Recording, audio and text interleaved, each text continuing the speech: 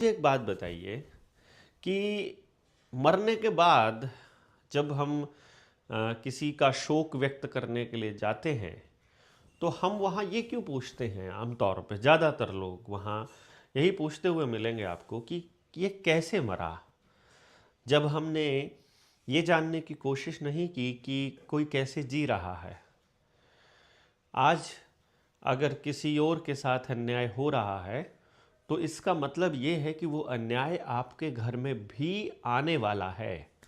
आप यदि चुप हैं और उसको रोकने की दिशा में कुछ काम नहीं कर रहे हैं, भले ही आज आप बहुत अमीर हों, किसी बड़े पद पर बैठे हों, आज आपको लग रहा हो कि आपके परिवार को छूना वो किसी के बस की बात नहीं है, अदरवाइज़ आप चेक कर लीजिए एक बार कि जेलों में जो बंद पड़े हैं कभी किसी वक्त उनको भी ऐसा ही लगता था।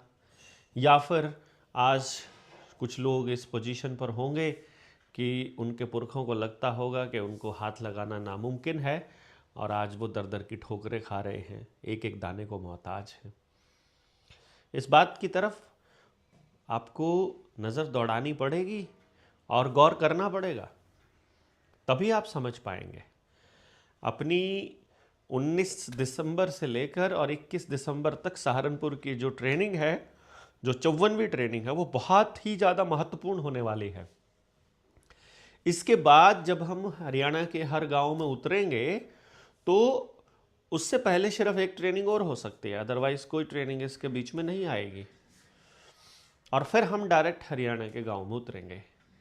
जो 30 लोगों की हमारी एसटीएल है, जिसे हम अल्फ़ा कहते हैं, वो सारे लोगों से निवेदन है कि वो सब वहाँ पहुँचे, चाहे वो इस वर्धा वाली ट्रेनिंग में भी नहीं गए हों, क्योंकि इसमें हम लोग चर्चा करने वाले हैं बहुत ख़ास, बहुत ही ख़ास।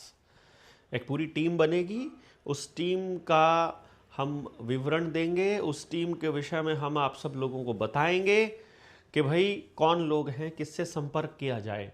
फिर हर जिले से संपर्क करने के लिए एक व्यक्ति हम लोग आपको दे देंगे और हर राज्य में कि इस व्यक्ति से संपर्क करिए, फिर वो व्यक्ति पूरे राज्य को बता देगा कि किससे संपर्क करना है और फिर एक संगठनात्मक ढांचे में हम लोग जुड़ जाएंगे ताकि संदेश एक दूसरे तक पहुंचाने का, एक नेटवर्क बनाने का, एक साथ में काम करने का, एक मत होने का, बात को यहाँ तक पहुँचाने का, यहाँ से वहाँ पहुँचाने का, एक दूसरे तक पहुँचाने का एक नेटवर्क जो बनाएंगे, उसी नेटवर्क की बनाने की प्रक्रिया को हम लोग पहली स्टेप को इस ट्रेनिंग बोल रहे हैं। आप लोगों को लगता होगा हम कोई आपको ट्रेंड कर देंगे कि हमसे ट्रेनिंग ली हुई है, ऐसा कुछ नहीं है। ये खाली एक ओरिएंटेशन प्रोग्राम है जो आप सब लोगों को एक दूसरे से मिलवाता है और एक भूमिका तैयार करता है, आप सब लोगों को बताता है कि हम क्या करने वाले हैं, ताकि आप लोग भी तय कर पाएँ कि आप भविष्य में किसी से जुड़ रहे हैं, वो कौन लोग हैं, किस तरह से जुड़े हैं। और हाँ, अब की बार कुछ स्पेशल जो टॉपिक्स हैं वो हम लेने की सोच रहे हैं। मैंने वैसे ही बैठे बैठे एक दिन सोचा कि अब की बार की जो ट्रेनिंग है उसमें हम कुछ टॉपिक्स ले लें। आप भी कुछ टॉपिक अगर आपके दिमाग में है तो आप कमेंट में डाल के हमको बोल सकते हैं, हम उस क्वेश्चन को भी इसमें डाल देंगे अगर इसमें होगा तो। हमारा पहला सवाल ये होने वाला है कि गुलामी क्या है। आप बताइए हमें कमेंट बॉक्स में लिख करके गुलामी क्या है, और आप गुलाम हो कि आज़ाद हो, और किसके हिसाब से आप चल रहे हो और किन किन चीज़ों के ऊपर आप निर्भर हो, पहले एक बार बताइएगा। फिर जो अंग्रेज़ चले गए हैं तो उनके जो ये दफ्तर खुले हुए हैं, बीडीपीओ का, डीसी का, कलेक्टर का, एसडीएम का, जो कोर्ट हैं, ये पुलिस थाने हैं, ये किसके हैं और किसके आदेश से चल रहे हैं और किस हिसाब से चलते हैं। जीडीपी क्या है, विकास का क्या पैमाना है, आपका विनाश ही देश का विकास कैसे है, इस पर चर्चा होगी। और फिर एक होएगा कि जिसको आप विकास कह रहे हैं, जिसको आप अपनी तरक्की कह रहे हैं, वो तरक्की हमें किस कीमत पर मिल रही है, उसका हमें क्या हर्जाना भुगतना पड़ रहा है, या हमारी अगली संतानों को उसकी क्या कीमत अदा करनी पड़ेगी। इस पर भी चर्चा होगी इस 19 से 21 दिसंबर वाली ट्रेनिंग में। और यदि आप मतलबी नहीं हैं तो ये मसला सिर्फ आपका है या पूरे समाज का है, और समाज का है तो आप इस पर कैसे काम कर सकते हैं, तो इसमें हम लोग ये रखेंगे। बल्कि आने वाले समय में हम जो अपनी एक टीम तैयार कर रहे हैं जो सब सारी समस्याओं के समाधान पर चर्चा करेगी, जो हम 23 जनवरी को जो चरखी दादरी में हम इकट्ठा हो रहे हैं, हम पूरे हरियाणा में कितने गाँव में जा पाएंगे और कितने गाँव से लोग वहाँ आ पाएंगे, ये भी एक विषय रहेगा। और आप सब लोग भी 23 जनवरी की टिकट करवा लीजिए। चरखी दादरी में हम कार्यक्रम करने जा रहे हैं, चरखी दादरी में ही प्रॉपर। और उसमें हम लोग एक तरह से उस पूरे के पूरे नेटवर्क को एक जगह पर इकट्ठा करके हम कुछ बड़ा ऐलान करने वाले हैं। ये समय बताएगा और आप लोगों की ऊर्जा बताएगी कि आप वहाँ से कितने बड़े ऐलान करवा सकते हैं। हमारे पास 100 लिस्ट हैं और समाज का कोई तबका हमने छोड़ा नहीं है। बाकी आपके आसपास क्या क्या मुद्दे हैं, आप इनको एक बार कमेंट बॉक्स में डाल दीजिए। जैसे पानी अगर आपका ख़राब आ रहा है, अंडरग्राउंड पानी को ख़राब किया जा रहा है, पेस्टिसाइड का है, आत्महत्या के कोई मामले हैं, मेडिकल माफिया का, फार्मा माफिया का है, पुलिस माफिया का है, या और कोई भ्रष्टाचार के मामले हैं, या तमाम तरह के कॉलेजेस में बहुत बड़ा मतलब घोटाला हो रहा है, अपार आईडी पे बड़ा षड्यंत्र चल रहा है, दूसरे और मुद्दों पर खूब सारी चीज़ें हैं जिनमें आप खूब सारी बातें लिख सकते हैं। और बीज का, बिजली का, पानी का, ये सब कानून बन रहे हैं। और विधानसभा लोकसभा की कार्रवाई को हम लोगों तक नहीं पहुंचाया जा रहा है। टीवी का प्रोपेगेंडा जो चल रहा है, बच्चों के हार्मोन्स चेंज हो रहे हैं, ज़बरदस्ती वैक्सीनेशन हो रहा है, वैक्सीनेशन से जो साइड इफ़ेक्ट है उसके ऊपर सरकार कुछ नहीं कर रही है। अपार आईडी, आधार, फ्री का राशन, फोर्टिफाइड खाना, खाने में मिलावट, पैक्ड फूड से कैंसर, और ये सब सारी चीज़ें हैं जो आप लोगों को, वैसे तो बहुत सी चीज़ें आपको पता होंगी पर जो नहीं पता है उनका क्या। और जो सहारनपुर वाली ट्रेनिंग है उसमें आने के लिए आप 870 809 3536 पर भी मैसेज कर सकते हैं, व्हाट्सअप करके आप जुड़ सकते हैं।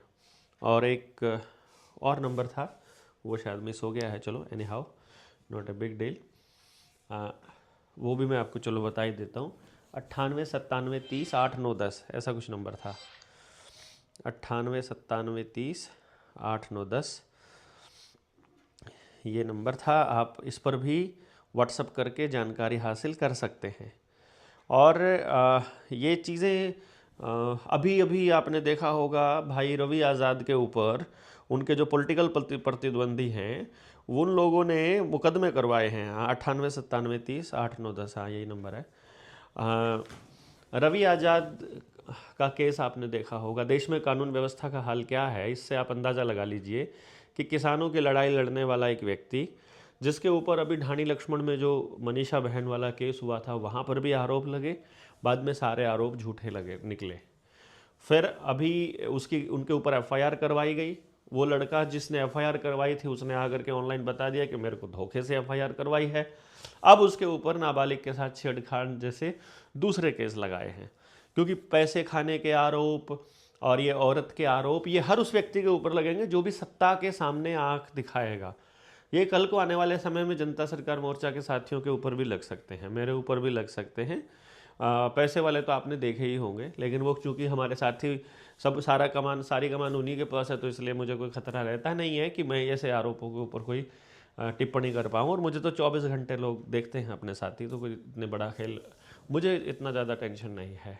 फिर हर्ष छिकारा को आपने देखा होगा, कोई भी ऐरा गैरा आकर के ऑनलाइन और गाली देने लग जाता है और धमकी दे देता है जान से मारने की। तो वो जो 2 दिन के अंदर एक गोली मारा था भाई, वो भी नहीं दिखाई दिया। और फिर मुकदमे तो नॉर्मली रहते ही हैं।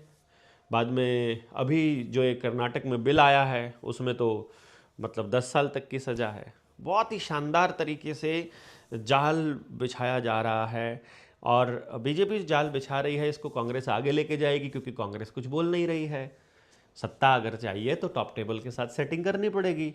टॉप टेबल को इतना मजबूत उन्होंने बना दिया है, तो उससे ज़्यादा मजबूती हमारे पास होगी, उससे ज़्यादा लड़ने की ताकत हमारे पास होगी, तो ही हम लोग कुछ कर पाएंगे।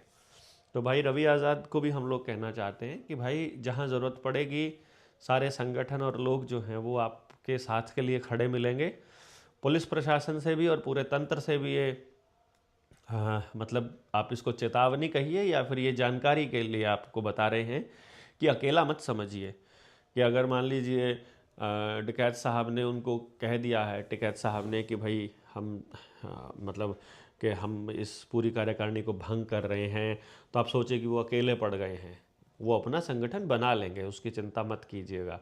ये दिक्कतें आती हैं। और भाई हर्ष छिकारा से भी को भी ये मैसेज है और बाकी सब लोगों को भी ये संदेश है कि भाई ऐसे लोग जो बोल रहे हैं, देखिए हर किसी का काम करने का तरीका अलग होता है, लेकिन कोई व्यक्ति समाज के मुद्दों को मुखरता से उठा रहा है, हर जगह खड़ा हो रहा है, ये कोई आसान काम नहीं होता है। इसमें पूरा परिवार कई बार टारगेट किया जाता है, हमने भी देखा है। और क्या क्या प्रपंच रचते हैं विरोधी, और शासन प्रशासन क्या क्या खेल खेलता है, ये पूरा भुक्तभोगी हैं हम। तो भाई हर्ष, अपने आप को अकेला नहीं समझना है। सारा प्रदेश का युवा आपके साथ खड़ा है।